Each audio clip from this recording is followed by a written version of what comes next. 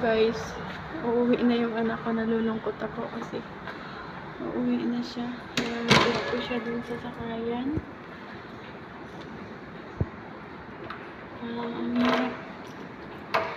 Malak pa ako pero iniwala na ako. Excited na umuwi yung anak ko. So yun, ihahatid ko muna siya dun sa sakayan. Nalulungkot ako kasi papalayo na ako. Ayun na siya. Ako na anak, magdala ng isa nak. Tapos na yung bakasyon niya. So uuwi na uli siya dun sa kanyang tahanan.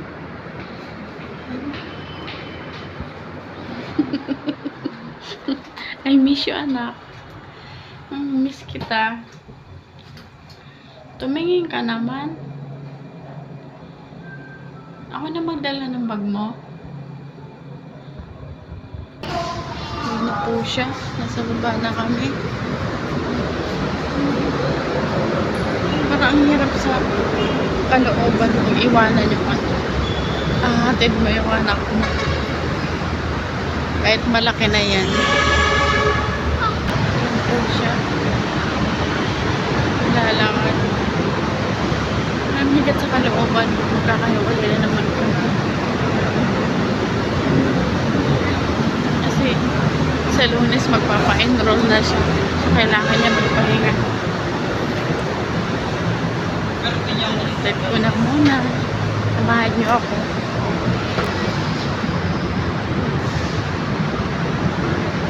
Lakad naman kasi. Huwag mong anuhin kasi nagbibideo ako.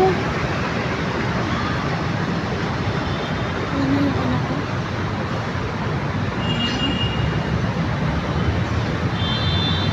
Nandiyan kasi yung laptop sa bagay. Mabigat yung daladala niya.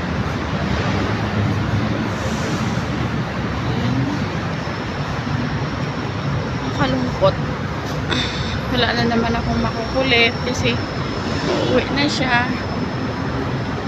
I miss you anak. Napakahirap sa isang ina kung malayo ka sa anak mo. Kahit sabihin pang malaki na, yun yung pinakamahirap para sa akin eh. Pero kailangan kasi nag-aaral pa eh. Kailangan magtiis para sa kinabukasan niya, para hindi na matulad sa akin. Although marangal na trabaho yung akin pero mahirap. Ito yung karugtong ng SM Bibutan. Dito kami sa taas.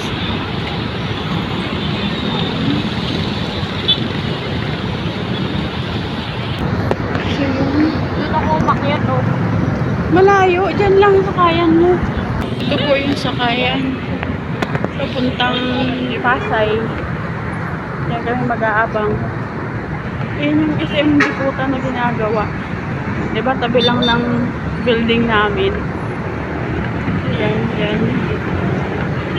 Mababa. Ayan mo yung anak ko. Nasakay na siya ng jeep. Ayun na. Laglag pa yung salamin.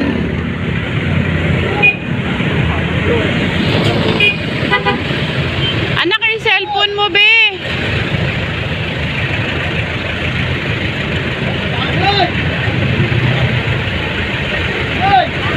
Ayun na siya. Bye-bye, be! Bye-bye, nak! Hindi na tumitingin. Ay! Bye-bye, anak ko. I miss you. Ayun na po siya. Bye-bye. Andun pa yung anak ko. Kasi nagagalit yung driver. Gawa na natanggal yung side mirror. Pauwi na ako. Balik. Pag tayo.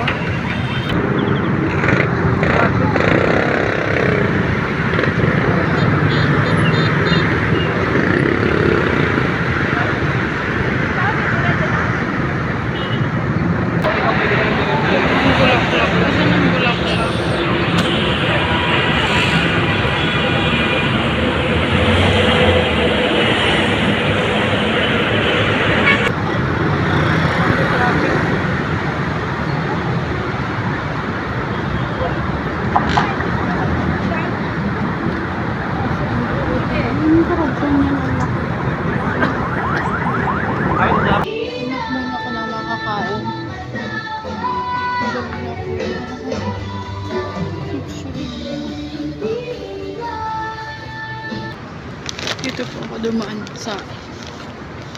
kabilang daan. Papasok doon. So, yun. Mag-isa na naman ako dun sa unit kasi umuwi na yung anak ko. Minsan dun ako. Minsan ayaw ko ngayon makita niya na umiiyak ako pag umaalis siya.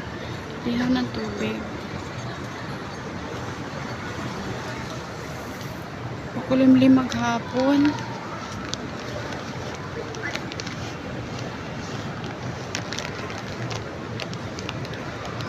Malakas yung ulan. Oh, bagong tanim. Katulad yan dun sa isa na malalaki pero bago siyang tanim. Ganda niya. Ay, kita akong pusa. Ayan. Hi, Ming! Hi! Ming! Oh, kumusta ka na? Ha? Asa na yung kasama mo dati? Yung buntis? Wala na? Wala akong pagkain. Pagkain? Wala kang pagkain? Ha? Gutom ka? Wala kang pagkain? Wala? Chichiria to eh. Wala kang kasama. Bye-bye. Bye-bye, Ming-Ming. Samahan niyo ako at dito ako iikot sa kabila.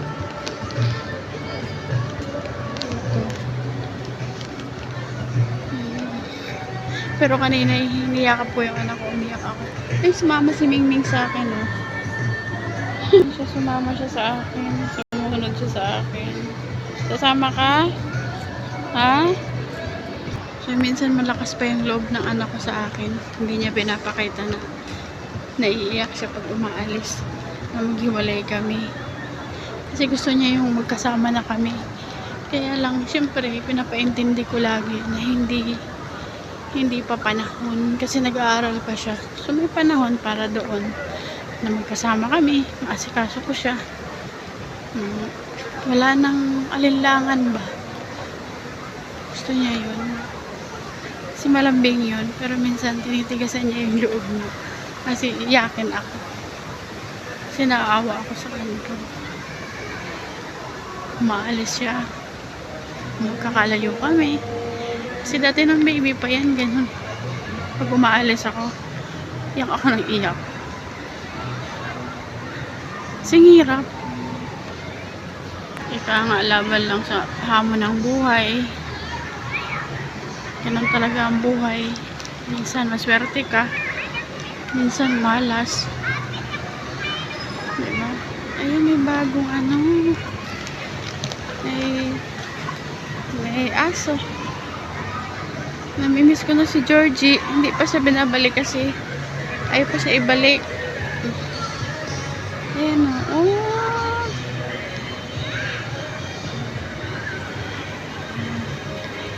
Hi! Hello! Ayan.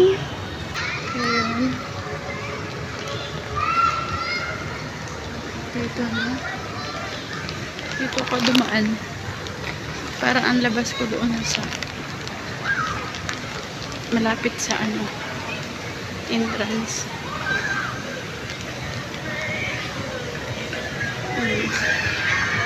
Minsan dinadaan-daan ko na lang sa biro yung anak ko kasi ayoko makitaan niya ako ng kahinaan kasi sabi niya nga sa akin siya kumukuha ng lakas.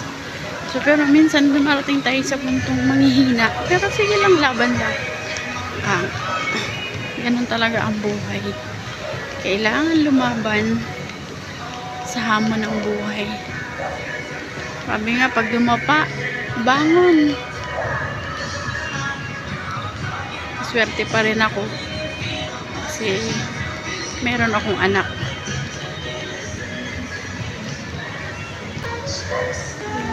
Umikot lang ako. Layo ng inikutan ko.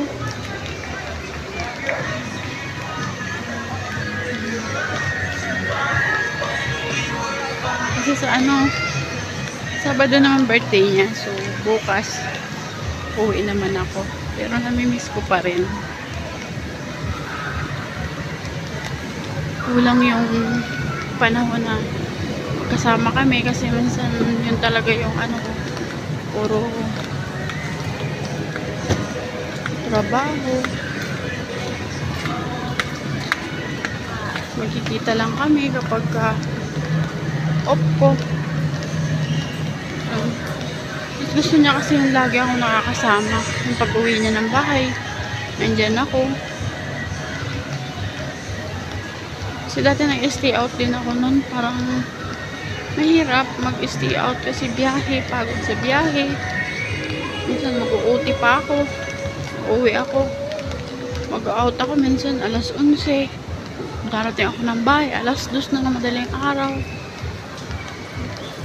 Ganun kahirap mag-commute. Pero sige lang. Kaya nag-stay na naman ako. Pero naisip ko mag-ano na naman ako. Magtrabaho na naman ako balik sa restaurant.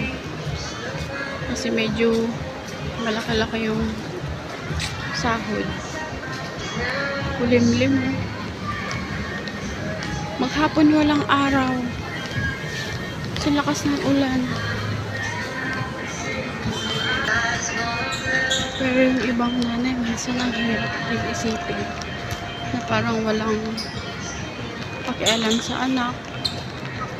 Parang ako yun Parang tinapon lang ng nanay. Charot.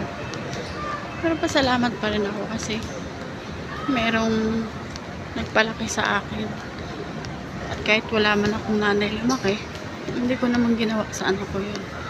Yun dun ako bumabawi sa anak ko. Wala masyadong naliligo konti naliligo kasi makulimlim, hindi gaano mainit.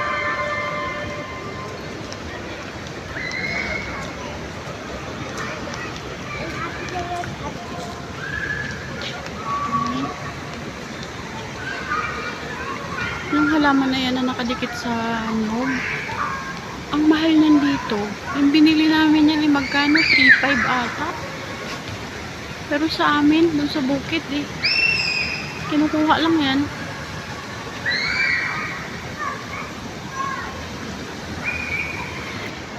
Ayan. Malapit na ako. So, dito na ako dumaan. Ito. Marami kasing daan dito, pero ito yung pinakamalapit dito. Parang shortcut na rin. Pero parang sa tingin ko parang mas malapit doon sa kabila. Compare dito. Kapagod maglakad. Ayan. Ang ganda ng mga halaman. Punta sa sakyan. Umikot na ako. Ito na. Ito na yung sa likod ng tingnan mo ito ang atong halaman may ano pala to, may bunga. Ay, oo, bunga yan. Yung palang bunga niyan pag natuyo yung bulaklak niya, so yan na yung bunga kasi ayan may mga bunga. Pag natuyo siya, ayan na siya. Ayan na. Malapit na ako. Malapit na ako sa galaw ng camera. Sorry po. Nadaan-daan naman sa biro See, dito na ako. Kapasok na ako sa ano. So, ayan, pakyat na ako.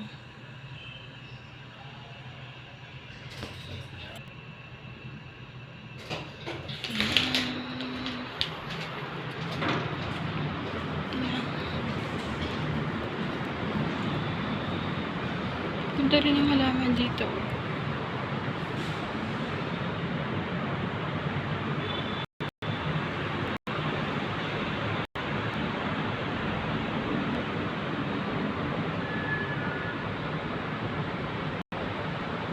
Ayan, dito na ako. Bye-bye po. Salamat sa pagsama.